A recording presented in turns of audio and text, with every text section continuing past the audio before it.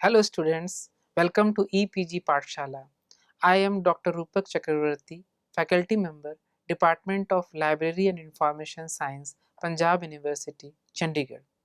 Today I am going to talk about the role of academic libraries in media and information literacy from paper Academic Library. The objectives of this module are to identify role of various stakeholders including governments and academic libraries in inculcating MIL skills in users to develop knowledge societies, to explain the convergence of information literacy and media literacy into media and information literacy and its advantages, to understand the significance of MIL in addressing social issues, to discuss the rights and duties of government and other stakeholders in developing MIL policies and strategies, to know about role of academic libraries in developing MIL skills amongst their readers, to identify areas which academic libraries can include in their MIL program. As we all know that media literacy is the ability to access, analyze, evaluate and create media. Media literate youth and adults are better equipped, better able to understand the complex message we receive from television, radio, internet, newspapers, magazines, books, billboards, video games, music and whatnot. In this diagram, the 21st century media literacy learning commons has been represented, which includes access, investigation, critical analysis, expression, and appreciation. Media and information literacy. Representation. Studying media representations means looking at realism, telling the truth, presence and absence, bias and objectivity, stereotyping, interpretations, and influences. Jenkins Henry lists the following skills as essential for students in this new media landscape. Play, the capacity to experiment with the surroundings as a form of problem solving. Performance, the ability to adopt alternative identities for the purpose of improvisation and discovery. Simulations, the ability to interpret and construct dynamic models of real world processes. Appropriation, the ability to meaningfully sample and remix media content. Multitasking, the ability to scan the environment and shift focus onto salient details. Distributed cognition, the ability to interact meaningfully with tools that expand mental capacities. He further mentioned the following points: collective intelligence, that is the ability to pool knowledge and compare notes with others toward a common goal. Judgment, the ability to evaluate the reliability and credibility of different information sources. Transmedia navigation, networking, and negotiation, which involves the ability to travel across diverse communities, discerning and respecting multiple perspectives, and grasping and following alternative norms. This diagram depicts the various dimensions of information literacy. It includes media literacy, network literacy, computer literacy, traditional alphabetic literacy, library instruction, cultural literacy, and visual literacy. The various skill sets which are required or expected from the readers regarding MIL are computer and internet skills, which includes basic ICT skills, composing emails, attaching files, framing effective search strategies, awareness regarding e-governance, etc. Basic library literacy includes understanding the array of resources available, knowledge of how information is organized, how to use catalog, how to use index, how to do library research, and how to do online research, etc. Digital literacy includes identifying, accessing, managing, integrating, evaluating, and analyzing, synthesizing digital resources, searching, browsing, and downloading content from digital libraries, It also includes Library 2.0 skills, which includes using browser extensions for increasing productivity. For example, using Bibliographic Manager Zotero to collect, organize, cite, and share your research sources. Alerting services, for example, RSS or table of content alerts, creating wikis, blogs, etc. It also includes the knowledge of OPAC, searching relevant books using keyword, using advanced search, exact phrase, and title search. Online privacy, safety, and security includes analyze issues related to cyber safety and security, strategies for protecting online identity, protecting against viruses, identifying spam, etc. Knowledge of free and open source software, music and audio video mobile content, which includes podcasting and vodcasting, webcasting, videos and photos of public events, environments such as natural catastrophes that our traditional media may not be able to access. The social, ethical, legal issues, censorship, copyright, etc. are covered under media regulation. Subject gateways provide a well-defined, well-selected quality information sources. Open access includes sources like DOAJ. OpenCourseWare provides free learning material, for example, EPG Pathshala and NPTEL. And information ethics includes plagiarism and the copyright licenses. Reading habit, searching through online newspapers must be taught to the students. Exposure to multimedia devices is also very important, which includes handling of mobile devices and ebook readers. User generated content are also very important as it applies the principle of crowdsourcing, where it involves create, distribute and share content, for example YouTube and Flickr. Scientific networking, account creation, active participation, collaboration, uploading CV, etc. are part of MIL. Web-scale discovery systems provide the facility to search, save, download, and citation formatting the bibliographic information. Webinars and webcasting allows to attend any knowledge event without any geographical and time barrier. Authors must be having their author rights to be retained by the author while transferring copyright to the publishers. In this diagram, the relationship between libraries, teachers, learners, and society has been depicted. The inner circle represents the libraries, the second inner circle represents the teachers, learners, and researchers, and the outer circle represents the society. Digital literacies. The various components of digital literacies include media literacy, communication and collaboration, career and identity management, ICT literacy, learning skills, digital scholarship, and information literacy. This is called A to E method of information evaluation, where A stands for authority, B for bias, C stands for currency of information, D stands for domain of the website from where the information is being retrieved, and E stands for external verification. That means cross-check the key facts, statistics and claims of information sources against other trusted information sources. Dear students, as you all know that many libraries are providing information literacy programs. Of late they have started, and there are libraries which may not be providing information literacy programs, but there is a greater need to provide a framework of information literacy skill set. And when we talk about the integration of media literacy and information literacy, then we talk about the MILP skill set. Although there are many skill sets which can be included in the MILP curriculum, I will be discussing about a few of them. For example, we take the first one, that is bibliographical management software. Many scholars, many students face this problem of how to manage the bibliographies, the citation, the references which they append as a footnote or at the end of their papers. Now there are many bibliographical management softwares which are available as free also, as paid solution also, through which users can, students can, scholars can very well manage their bibliographies or references.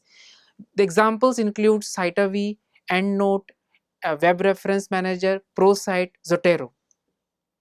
Dear students, you must be familiar with the bibliographical managers, the softwares which are used to manage the bibliographies and citation. The one example which I would like to give you is of RefMe. RefMe is available as online service. It is also available as Android app and desktop software. Dear students, in the lesson you will find that many of the MILP skill sets have been arranged alphabetically. When we go down to the alphabet B, we will find two terms, blind peer review and bookmark. Blind peer review is a very important process, crucial process whenever we try to evaluate any research work or study. Students and scholars must be made aware of the concept of blind peer review, where the reviewer or the evaluator does not know the person of which the documents are being evaluated, and if it is found to be correct, it is found to be fit for publishing, it is published. Coming to the concept of bookmark, bookmarks, as we also put bookmark in the books, here bookmark concept relates to the browsing of web pages. Whenever we want to make a page favorite for us for reading it later on, we can bookmark that. Such facilities allow us even to share our bookmarks with others. This diagram represents the usage of bring your own device or bring your own technology concept, in which the readers or the employees or the users brings their own device or technology in the organization to access and use the resources. Here the CRAP test has been discussed. Here the CRAP stands for C for currency, R for relevancy of the information, A authority of information, A accuracy of information, and P the purpose for which the information has been created. Dear students, the concept of BYOD is very wonderful. It is also known as BYOT. It's bring your own device or bring your own technology, in which users, readers, the employees, they are actually requested, they are allowed, they are encouraged to bring their own devices at their respective organization. It is basically an IT policy where employees are allowed or encouraged to use their personal mobile devices and increasingly notebook and PCs to access enterprise data and systems. Many libraries, including public libraries, are experimenting with BYOD. This diagram presents the screenshot of a website which is called SourceForge. SourceForge is considered as the one of the largest digital library of open source software. Here, the open source softwares can be searched or browsed and downloaded, and they can be used without any obligation. Infographic. An infographic or information graphic is a visual representation of information or data which makes the concept much simple and easy to understand. It is intended to present information quickly and clearly. They can improve cognition by utilizing graphics to enhance the human visual system's ability to see patterns and trends. The above diagram represents the example of infographic in which the internet usage has been displayed by a very attractive and simple infographic. Information ethics. Information ethics can be understood as the branch of ethics that focuses on the relationship between the creation, organization, dissemination, and use of information, and the ethical standards and moral codes governing human conduct in society. It is a branch of ethics that focuses on the relationship between the creation, organization, dissemination, and use of information, and the ethical and moral codes governing human conduct in the society. Students, as we know that softwares can be classified in a number of ways. One way is to classify them as free software, commercial software, and open source software. Nowadays, n number of softwares are available in almost all the disciplines, and it is the responsibility of the library and their learned teachers to make them aware of using such softwares. Whereas free softwares can be used freely, the concept of free and open source software, that is FOSS, goes beyond that. Under the concept of FOSS, users are not only allowed to download the software, but they are also allowed to edit modify the software, reduce the errors and mistakes, and improve the software. They can also customize the software. Free open source software, or FOSS, also called just open source or free software, is licensed to be free to use, modify, and distribute. Mobile learning. Mobile learning can be defined as a learning across multiple contexts through social and content interactions using personal electronic devices. It involves the use of mobile technology either alone or in combination with other information and communication technology to enable learning anytime, anywhere. Students, this diagram illustrates the use of mobile learning and beyond bring your own device at a library where students can be seen using their devices while creating complicated diagrams and images.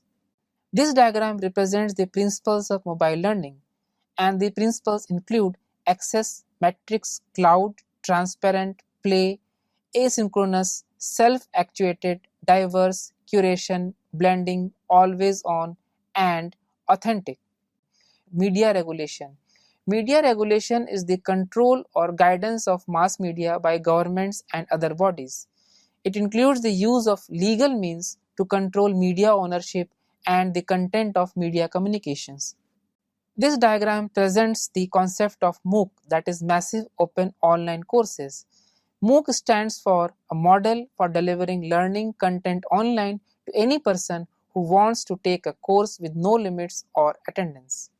MOOC is an online course aimed at unlimited participation and open access via the web. This diagram represents the usage of MOOC, and we can see that from 196 countries the students are using MOOC. So that means that MOOC is not a new concept and it is being used worldwide and is a very popular concept. Dear students, now we will talk of two concepts at the category of alphabet L: library skills and library 2.0. Library skills means competency in use of a library. Connected to the idea of learner-centered education, it recognizes that learning does not start and stop after a program of instruction within a specific time and space. Each individual is constantly learning, which makes media and information technologies critical to sustain this kind of learning. It occurs in various settings, places of work, in community activities, non-formal education setting, etc. The concept of library 2.0 is also very good, wherein we talk of the integration of Web 2.0 with libraries. So when libraries adopt the Web 2.0 technologies, it becomes library 2.0. It is also known as L2. It is a transformation in the way library services are being delivered to the library users. It provides new tools to make the library space, both virtual and physical, more interactive, collaborative, and driven by community needs. Modernized form of library services that reflects a transition within the library world in the way that services are delivered to users. The focus is on user-centered change and participation in the creation of content and community. Students, you can see the visual of the EPG Pathshala through which you are seeing, viewing or listening the video. Students, EPG Pathshala is one of the best example of the open courseware which is available in India. These are the different lessons categorized under different disciplines which are available under EPG Pathshala. Students, this is the screenshot of the National Program on Technology Enhanced Learning website, which has been created with the motive that students of engineering and management should be able to learn through the content which is being created by the teachers of these premium institutions in the form of video lectures. Dear students, the scholarly communication nowadays is facing a kind of crisis or challenge. The knowledge is being created by the authors, the researchers, the scientists, but the readers are supposed to pay. Open access is such a beautiful concept which facilitates the free flow, free availability of the scholarly communication. Open access journals are scholarly journals that are available online to the readers without any financial, legal, or technical barriers other than those inseparable from gaining access to the internet itself. Open access literature is basically digital, it is online, free of charge, and free of most copyright and licensing restrictions. An open access publication is a publication that provides immediately free online access to all users worldwide. Similar concept is also applicable on the study material, the courseware, and the concept is of open courseware, that is OCW. OCW or open courseware are the courses or lessons or study materials which are created at academic institutions like universities and colleges and are published for free via the internet. They are designed for independent learners. They include more resources than a typical course and provide step-by-step guidance. In India, the NPTEL National Program on Technology Enhanced Learning and EPG Pathshala are two such great examples or initiatives of open courseware. Students, as we have already discussed the concept of scientific network, I am going to introduce you a very good scientific network which is free, is called Kudos. Under this, researchers can create their accounts and they can upload their publications. There is a facility to explain their publications, and it has been observed that when authors and scientists explain their publication, the probability of citation also increases. It provides a very good and systematic platform and framework for scientific networking. User generated content or UGC. UGC is the words and photos that unpaid contributors create and provide to publication, particularly web properties. The term UGC can be used to describe any form of content such as video, blogs, discussion forum, posts, digital images, audio files, and other forms of media that was created by consumers or the end users of an online system or service and is publicly available to others so that they can download it. User generated content is also called consumer. Students, we find here the types of UGCs mentioned, that are photo, videos, feeds, blogs, surveys, forums, podcast, vodcast, mobile uploads, personal pages, games, chats, etc. Students, this diagram illustrates the correlation between the Web 2.0 social media and user generated content. When the users generate content, they make use of the social media, which is a part of Web 2.0, and thus together these three factors enable the dissemination of user generated content worldwide. Here we find the different mediums through which user generated content is being disseminated.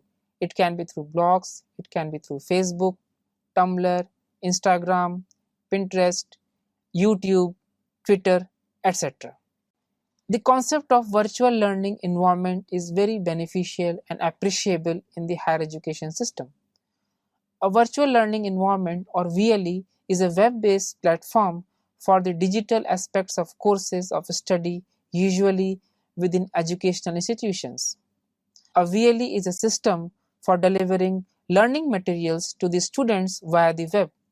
These systems include assessment, student tracking, collaboration, and communication tools, and they can also be accessed both off campus and on the campus.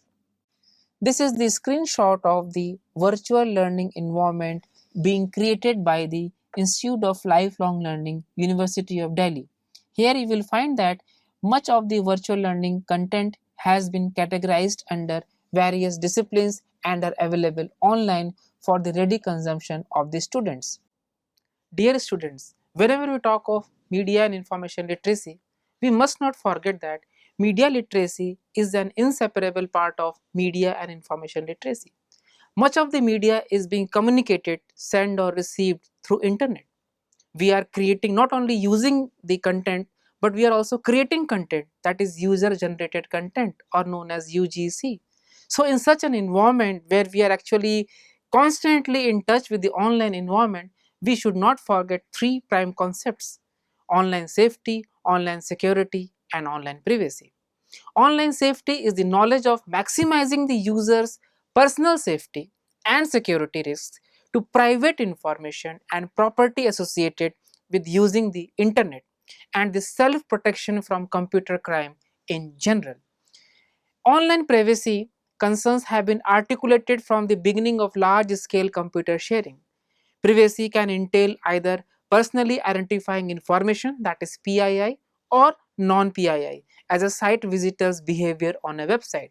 Internet privacy is the privacy and security level of personal data published via the internet. When we talk of online security, it is a branch of computer security especially related to the internet, often involving browser security but also network security on a more general level as it applies to other applications or operating systems on a whole.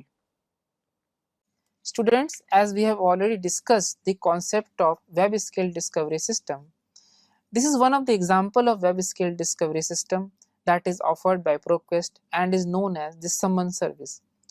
Using this platform, students and researchers can have an integrated platform for searching wide array of sources without using multiple search engines. Students, the concept of Web 2.0 is very fascinating. Web 2.0 is a great enabler. If we compare Web 2.0 with Web 1.0, we will find that it provides us an opportunity to participate. The concept of Web 2.0 means that it provides us applications which facilitate interactivity, and it provides us an opportunity to design their own software features. Web 2.0 applications emphasize the importance of collaboration and sharing. It makes the web more open. Webinars. Webinar stands for a seminar conducted over the internet. It has been framed with the combination of two words, web and seminar, meaning a presentation, lecture, or workshop that is transmitted over the web. It is a presentation, workshop, or lecture or seminar that is transmitted over the web using video conferencing software. A key feature of a webinar is its interactiveness and the ability to give, receive, and discuss information. Here we find the difference between Web 1.0 and 2.0. Web 1.0 is monolithic, it is one directional, the users are mere spectators, it is not democratic.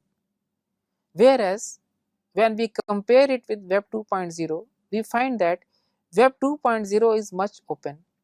It provides users to participate and become an active collaborator in the environment. Web 2.0 has been further extended and correlated with the concept of semantic web, which means that more meaningful web as interpreted by machines even. Dear students, I am now going to discuss a very important concept and which is missing in many of the information literacy programs and has serious consequences. And this concept is of plagiarism. Plagiarism basically means academic dishonesty, using others' work without acknowledgement. And it is actually copying or paraphrasing material from any source without due acknowledgement to the original content creator or the author. Using another's ideas without due acknowledgement also amounts to plagiarism.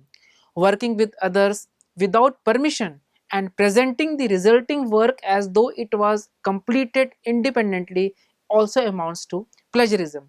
So there is a need that all these scholars and students must be told about the consequences of plagiarism and how to avoid plagiarism. The next concept which comes to my mind is of scientific networks, which is of prime importance, and it is, in fact, this is the need of the hour. You might be familiar with social networking like Facebook, we are uploading our pictures and videos and whatnot. When it comes to scientific network, it has been observed that scientists cannot use actually the social network for their information communication. They need a separate set of framework and different kind of rules. So scientific network basically means the methodology may be same, but the content, the nature of content becomes different. Scientific networks are the networks which provide you the facility to share your academic works, to request for full text, to endorse others, to get cited.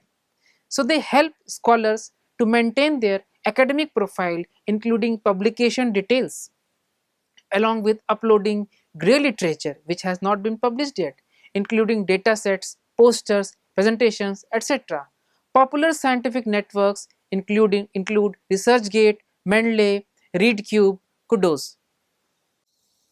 Dear students, if you talk to any scholar or research scholar or any student of higher education, they will tell you that they are actually facing the problem of information overload, information flood, information obesity. There is too much of information. Libraries are providing you databases through subscription. You are getting databases through consortia, and you are also accessing the journals and databases and ebooks which are available free.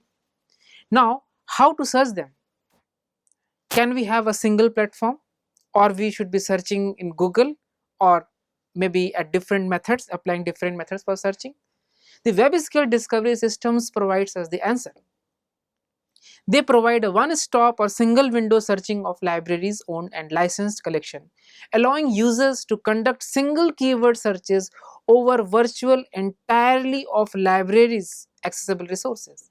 Marshall Breeding has explained the concept of web scale discovery system or services as the discovery platforms that aim to manage access through a single index to all library content to the same extent that search engines address content on the web. Students, we will now discuss the concept of webcasting. A webcast is a media presentation distributed over the internet using streaming media technology to distribute a single content source to many simultaneously. A webcast may either be distributed live or on demand. Essentially, webcasting is a broadcasting over the internet. Right now, you are viewing the video which is being broadcasted through the EPG Pathshala platform. This is an example of webcasting. The largest webcasters include radio and TV stations, which simulcast their output through online TV or online radio streaming, as well as a multitude of internet-only stations. This diagram provides the example of webcasting. This example is the webcasting provided by the government of India. Here, not only recorded but live videos can also be viewed by the users. Wikis provide a very good platform suitable for knowledge management. Wiki is a website usually maintained by more than one person where users collaborate on content. They often have multiple interlinked pages and content including commentary, description of events, documents, etc. A wiki differs from a blog in that its content is usually updated by multiple users and a large variety of materials can be downloaded and uploaded onto it. Students, this is the screenshot of your well-known resource which you might be using for your education and notes, and that is Wikipedia. Wikipedia is an example of open and free wiki where registered users can contribute articles as well as they can improve the information which has been contributed by other participants. Just as Wikipedia, the another example which is discipline oriented is LIS Wiki. Students, in the LIS Wiki, you will find content pertaining to library and information science. Both Wikipedia and LIS Wiki have been created by using the open source software MediaWiki. So dear students, let us now summarize what we have learned in this module. Academic libraries have diverse role to be played as their responsibilities have increased multifold in this multicultural knowledge society. They will have to contribute at various levels in various capacities. Library professionals will be responsible for developing MIL programs, MIL curriculum for a range of groups in the community, and they will need to develop their own knowledge, attitudes and skill specific to MIL. The knowledge and skills of library professionals are crucial to the successful implementation of MIL. There will be a need for sustained and ongoing professional development to ensure library visitors receive the full benefit of MIL programs offered through libraries. They must ensure students' understanding and enjoyment of media, facilitate understanding of how the media produce meaning, how they are organized, and how they construct their own reality. All this while keeping in mind the skills and knowledge necessary to create media products. Thank you very much.